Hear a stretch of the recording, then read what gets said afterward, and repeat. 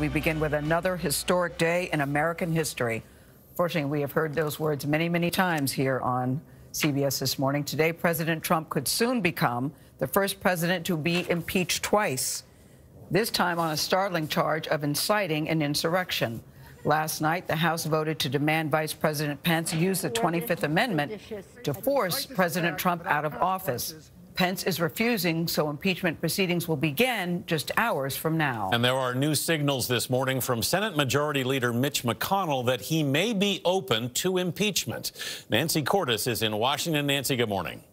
Good morning. That's right. Leader McConnell has told associates that impeachment could help the GOP move past President Trump, and that could completely change the dynamics of the Senate trial to come. Over on the House side, GOP support for impeachment is growing by the hour ahead of today's vote.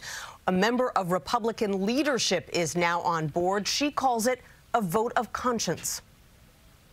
There has never been a greater betrayal by a president of the United States.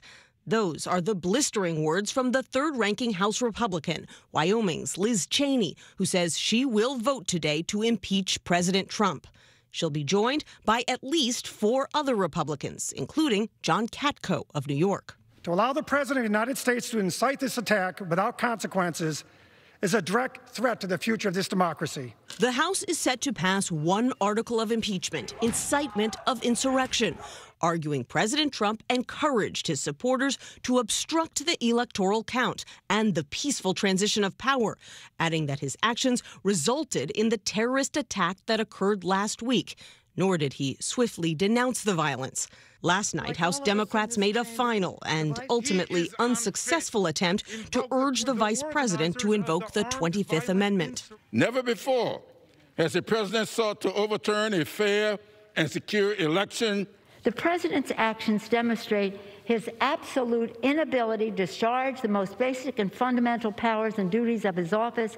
Therefore, the president must be removed from office immediately. Many in the president's party will vote against impeachment again. Everybody in this country knows that they wanted to impeach President Trump on his first day in office. And it looks like they're going to want to impeach him on his last day, too. They're going to do impeachment. They're going to do it again. They've been obsessed with it. The president is arguing the same.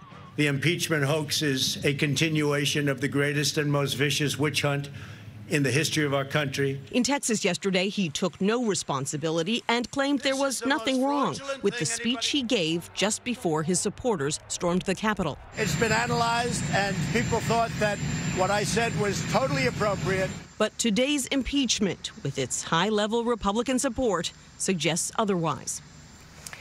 And the impeachment process is now moving so swiftly that last night, House Speaker Nancy Pelosi named the 9 House managers who will argue the case in the Senate trial. In the last impeachment, it took her nearly a month to name the managers. It's the clearest possible sign that she plans on sending this article of impeachment to the Senate for a trial right away.